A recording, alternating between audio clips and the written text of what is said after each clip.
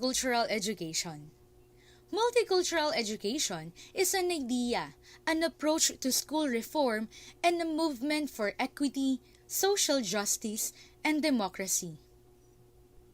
The main goal of multicultural education is to restructure schools so that all students acquire the knowledge, attitudes, and skills needed to function in an ethnically and racially diverse nation and world. Multicultural education emerged during the civil rights movement of the 1960s and 1970s. It grew out of the demand of ethnic groups of inclusion in the curricula of schools, colleges, and the universities. These are the people behind the multicultural education, and they are George Washington Williams, Carter G. Woodson, W.E.B. Du Bois, and Charles H. Wesley. They believed that creating a positive self-images of African Americans was essential to their collective identity and liberation. They also believed that stereotypes and negative beliefs about African Americans could be challenged by objective historical research that was also capable of transforming mainstream academic knowledge.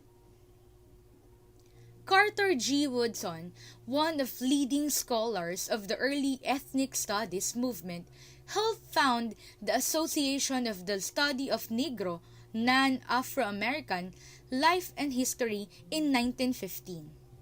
In 1922, Woodson published a college textbook, The Negro in Our History, which was used in many African American schools and colleges.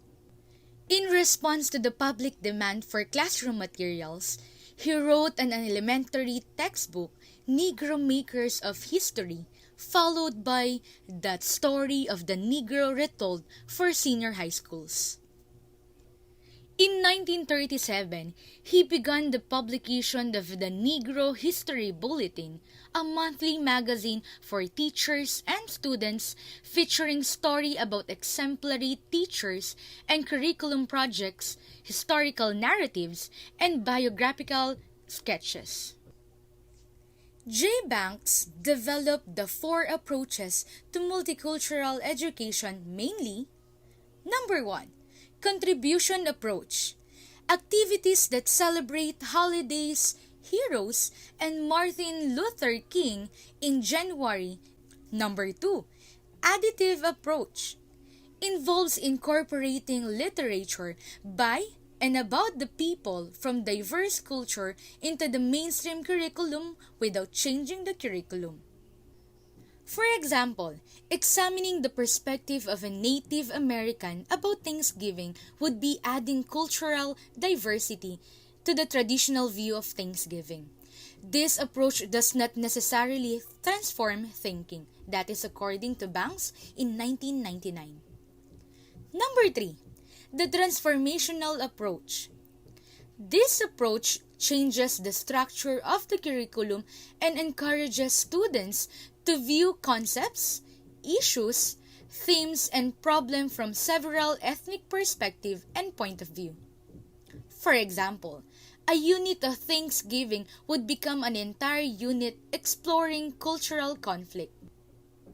This type of instruction involves critical thinking and involves a consideration of diversity as a basic premise.